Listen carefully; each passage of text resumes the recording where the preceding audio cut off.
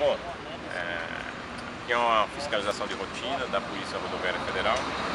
O objetivo é a ordem do trânsito, a segurança do trânsito, de maneira que o cidadão possa trafegar sem colocar em risco a sua integridade.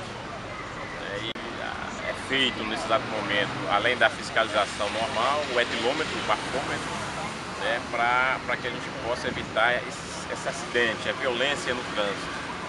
A Polícia Rodoviária Federal, ela procura, na verdade, evitar o número de acidentes, a violência no trânsito.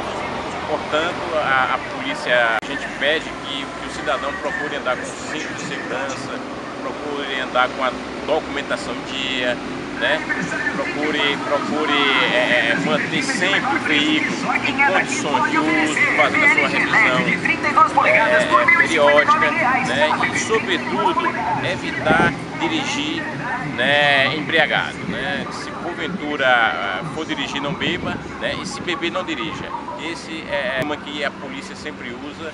Para quê? Para que evite acidente de trânsito. Hoje, se o cidadão dirigir embriagado, ele vai incorrer uma multa, além do crime, ele vai incorrer uma multa gravíssima, e a multa será dobrada, se porventura for reincidente. Então, é bom não dirigir se porventura beber.